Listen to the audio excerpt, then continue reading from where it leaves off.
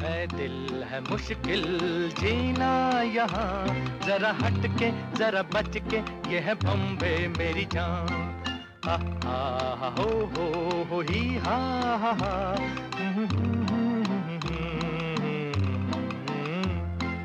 है दिल है मुश्किल जीना यहाँ, जरा हट के जरा बच के, ये है बम्बे मेरी जान। লং উইকেন্ড পাওয়ায় দুম করে ঠিক হলো একটু মুম্বাই ঘুরে আসি। যেমন ভাবা তেমন কাজ, গাড়ি নিয়ে বেরিয়ে পড়লাম তিনজনই। আমাদের রুনের এখন ১.৫ বছর বয়স, আর এর মধ্যেই ও বেশ কয়েকটা শহর ঘুরে ফেলেছে, যেমন গোয়া, হায়দ্রাবাদ, কলকাতা। পুনে থেকেও লোনাভালা গেছিল, খান্ডালা গেছিল, আর এবার আমাদের সঙ্গে চললো Mumbai, the city of dreams.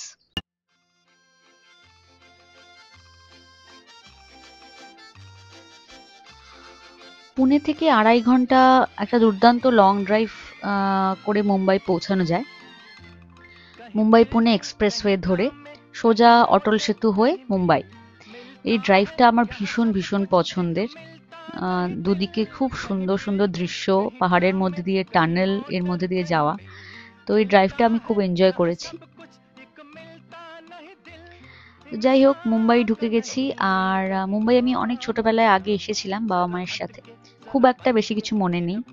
The city of dreams Mumbai অদ্ভুত এক দৌড়ঝাঁপ ব্যস্ততার শহর, কিন্তু তার মধ্যেও সোনালী স্মৃতিগুলোকে আঁকড়ে থাকে এই শহরটা, আর অতিথিদের আপন করে নেয় খুব সহজেই। আগে থেকেই রিসার্চ করে যাই আমরা যেখানেই যাই, আর ভালো ভালো জায়গায় খাওয়া দাওয়া করি। পিৎজা বাই দ্য বে, এটা খুবই ফেমাস ওখানকার একটা সমুদ্রের ধারের একটা ইটারি, আর এতে খাওয়ার খুব ভালো ছিল। পিৎজা খেয়েছিলাম, মেয়ের জন্য আলাদা করে কিডস সেকশন থেকে অর্ডার করেছিলাম। তো আর আমরা গেছিলাম চৌপাটির কাছেই একটা হোটেলে, মোটামুটি ১৫ মিনিট দূরত্বে। বেশিরভাগ শহরটাই আমরা ঘুরে বেরিয়েছি গাড়ি করে, যেহেতু গরম ছিল ভালোই। তো রাস্তায় বেশি খুব একটা নামেনি দিনের বেলাতে, মেয়ে তো ছোট, ওকে বেশি ঘামতে দিইনি। আর লং উইকেন্ড থাকায় প্রচুর ভিড়ও ছিল, তো খুব বেশি পায়ে হেঁটে ঘুরিনি, বেশিরভাগটাই গাড়ি করে করে ঘুরেছি। জুহুতে গেছিলাম, জুহু বিচে, তারপরে গেটওয়ে অফ ইন্ডিয়া। তো যেটা বলছিলাম আর কি, শহরটার একটা অদ্ভুত মাদকতা রয়েছে, দুটো দিক রয়েছে শহরটায়। এক হলো উঁচু উঁচু ইমারত আর অ্যানাকন্ডার মতো ইয়া লম্বা লম্বা পেঁচানো সব ফ্লাইওভার্স, আর অন্যদিকে সেই পুরনো ব্রিটিশ ইন্ডিয়াকে আঁকড়ে ধরে আর কি রেখেছে মুম্বাই শহর, বান্দ্রা, কোলাবা, এই জায়গাগুলোতে। ইউনেস্কো ওয়ার্ল্ড হেরিটেজ সাইট মুম্বাইয়ের সিএসটি রেলওয়ে স্টেশন, যা হেরিটেজ সাইট হওয়া সত্ত্বেও আজও লক্ষ লক্ষ মানুষ ব্যবহার করে তাদের গন্তব্যে পৌঁছতে।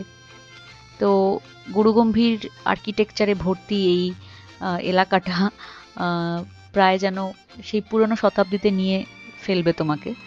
আবার অন্যদিকে এত উঁচু উঁচু বিল্ডিংস, ফ্লাইওভার্স, সব রাস্তাঘাট, যেন মনে হয় প্রায় বিদেশকে ধরে ফেলেছে আর কি ভারতবর্ষ।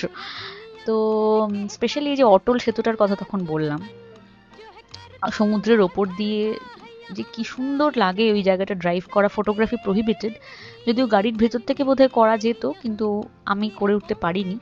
এবং আমি যখন আসছিলাম, আমরা যখন ঢুকছিলাম মুম্বাই শহরে অটল সেতু দিয়ে, সেই সময় সানসেট হচ্ছিল।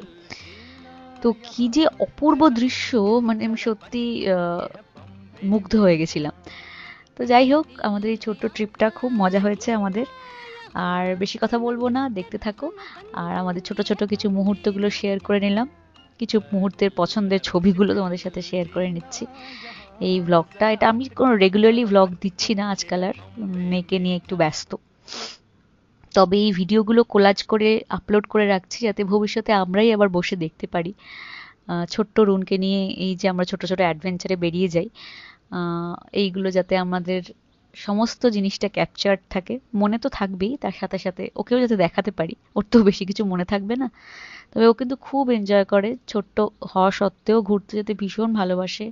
যেখানেই যায় খুব সুন্দর অ্যাডজাস্ট করে নেয়, টাচউড। তো আজ এই অবধি, নেক্সট কোনো আবার ব্লগে দেখা হবে কখনো। Tata, bye bye.